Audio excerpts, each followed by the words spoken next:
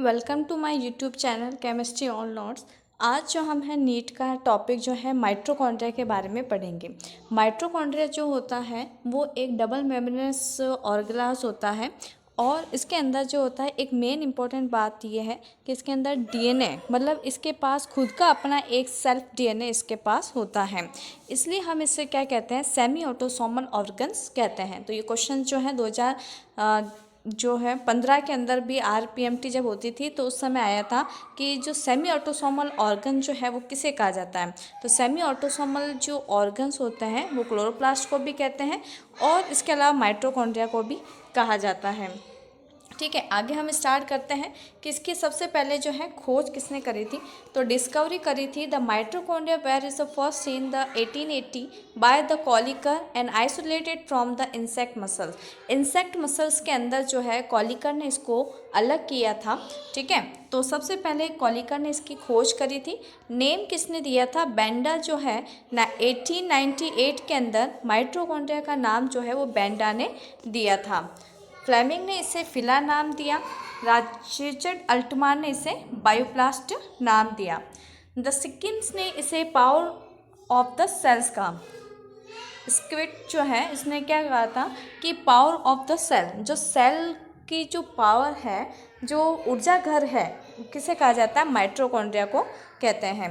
The mitochondria को genus green B द्वारा stand किया जाता है। सबसे पहले अगर हम माइटोकॉन्ड्रिया को माइक्रोस्कोप के नीचे देखना है तो सबसे पहले इसमें जीनस जो ग्रीन बी कलर है उसको, है ना, उसके अंदर उसको डिप करके हम उसको इसको देख सकते हैं सूक्ष्मदर्शी के नीचे। एक कोशिका में उपस्थित समस्त माइटोकॉन्ड्रिया को कॉन्ड्रोसोम कहा जाता है। कॉन्ड्रोसोम क्या होता है, मतलब एक सेल्स के अंदर जितने माइटोकॉन्ड्रिया हैं उन सभी को कॉन्ड्रोसोम्स कहते हैं। ठीक है, नंबर्स कितने होते हैं, एक मनुष्य में लीवर सेल के अंदर 300 से 400 माइटोकॉन्ड्रिया होते हैं। मनुष्य की किडनी में 1000 से 1600 माइटोकॉन्ड्रिया पाए जाते हैं। अमीबा में चार्ल्स जो पैलीमेक्सा का सदस्य हैं उसके अंदर 5 लाख माइटोकॉन्ड्रिया पाए जाते हैं। तो ये क्वांटिटी जो है सब में अलग अलग होती है, किसमें कितने माइटोकॉन्ड्रिया होंगे।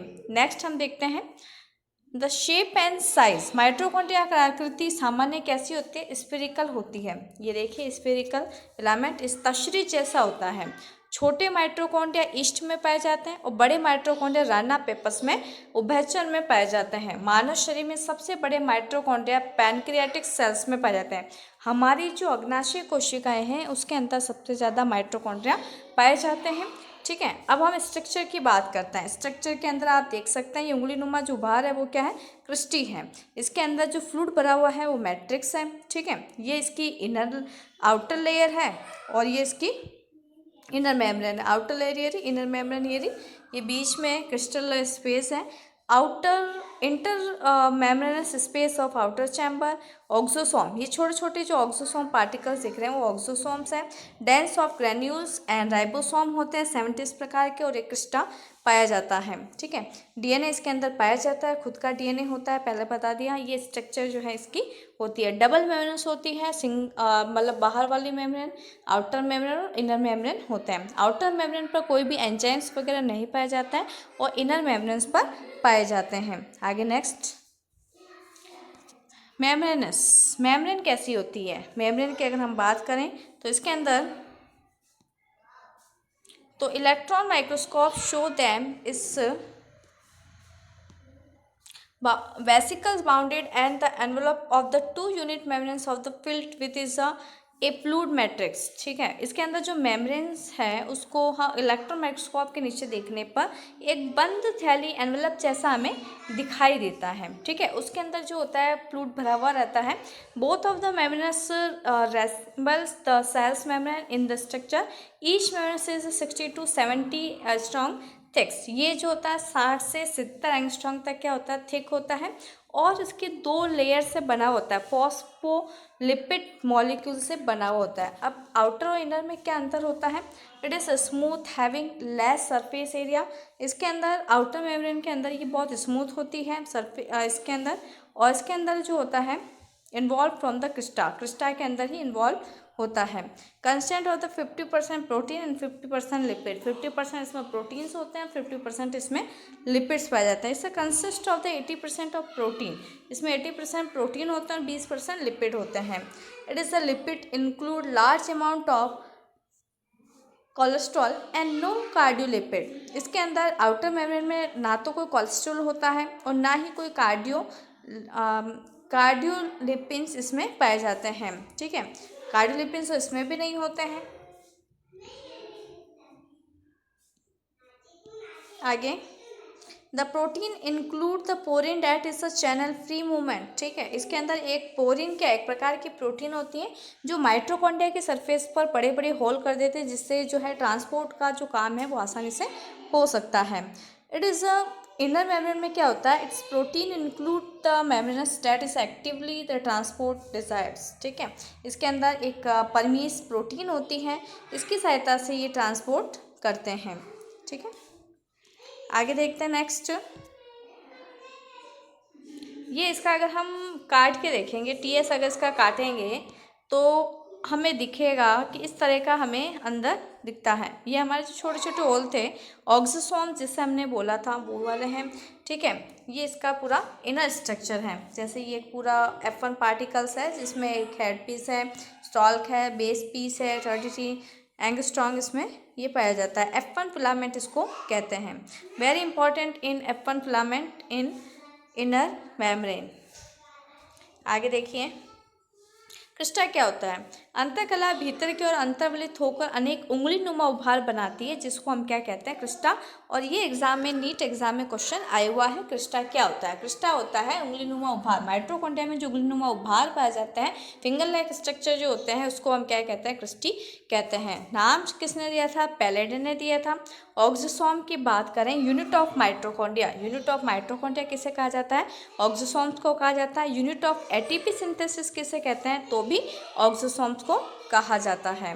This is oxysome also called is F0 F1 complex इसे कहा जाता है। Represent adenosine triphosphate and ATPase ATP synthesis enzyme. It is a concentrate with is ATP formation. सबसे पहले हमें सबको पता है कि इसे शक्ति ग्रह क्यों कहा जाता है ऊर्जा का, क्योंकि एटीपी का फॉर्मेशन करता है। तो कहाँ से करेगा, ऑक्सोसोम से करेगा, F1 F0 पार्टिकल से ये करता है। आगे, और इसको हम क्या कहते हैं, इसको कहते हैं OSCP। OSCP कहा जाता है। ऑक्सोसोम के आधार भाग से F1 कारक जो अंतः माइटोकॉन्ड्रियल। अब देखिए, OSCP कहा जाता है।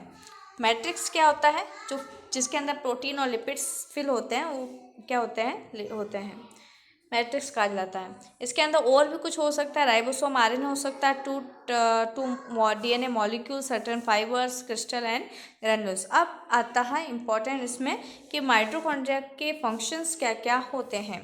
तो माइटोकॉन्ड्रिया के फंक्शन की बात करें तो कोशिका ऑक्सीकरण, माइटोकॉन्ड्रियल वायवीय शोषण, एटीपी सिंथेसिस में सहायता करता है। कोशिका का शक्ति ग्रह कहलाता है।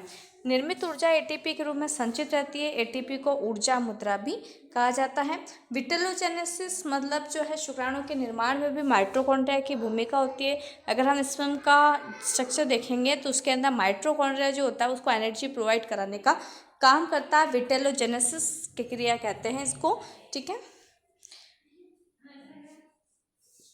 तो इसमें से जो क्वेश्चन है वो बनने लायक ये है कि इसकी डिस्कवर किसने किया था, माइटोकॉन्ड्रिया का नाम किसने दिया था, माइटोकॉन्ड्रिया में कौन से प्रकार के राइबोसोम्स पाए जाते हैं, माइटोकॉन्ड्रिया में क्रिस्टी क्या होती है, मैट्रिक्स क्या होते हैं, इनर मेम्ब्रेन के अंदर कोई एंजाइम्स पाया जाता है, नहीं पाया जाता है, नहीं पाया जाता है।